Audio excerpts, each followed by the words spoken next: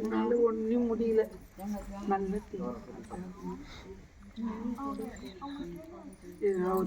மணி வாங்கிக்கினா நீ பேசு.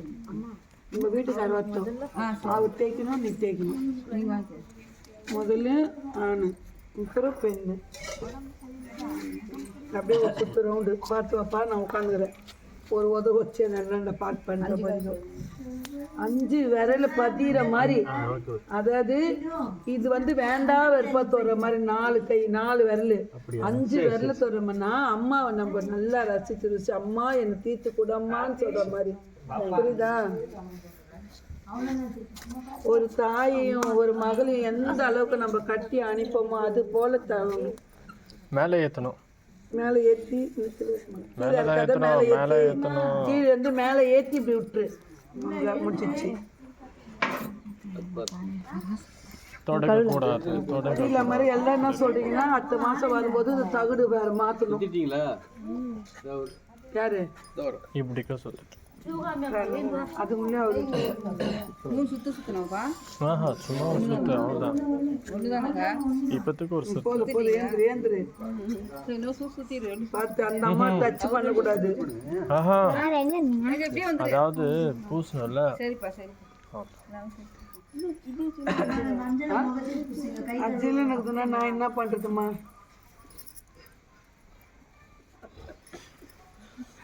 நானே ஜில் இருக்குது.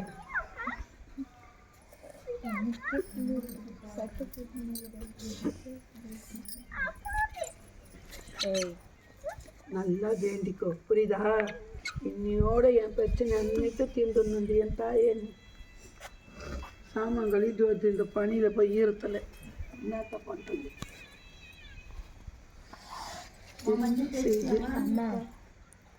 இப்படி பூசுவதற்கான காரணம் அம்மாவை மனசு நிறைவா பூசுன்னு சொல்லி மனசில் வேண்டிக்கிட்டு இது போல் பூசுனா நீங்கள் வேண்டி வச்ச கோரிக்கை அம்மா நிறைவேற்றி கொடுப்பா.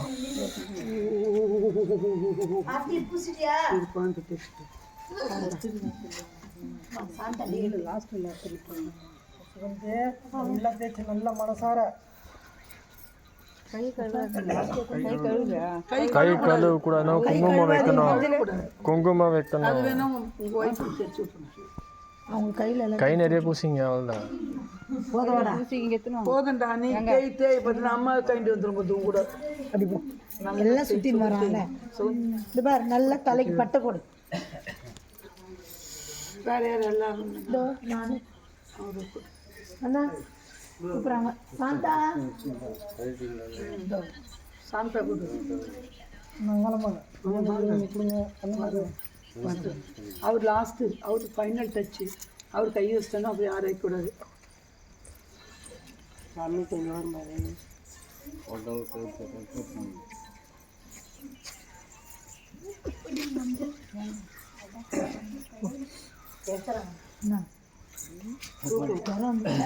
இல்லை குளிர் தான் வந்துச்சு. அது இல்லாமல் நெருப்பை போடுங்க. புகையை போட்டு விட்டேன். பூசுப்பா இரும்பு வேற வச்சேன். எல்லா விரல் எல்லா கை உள்ளாங்கை எல்லாமே கட்டை விரலோட சேர்த்துட்டேன். நான் நீ வரும்போது சொல்கிறேன். நீ இருட்டேன்.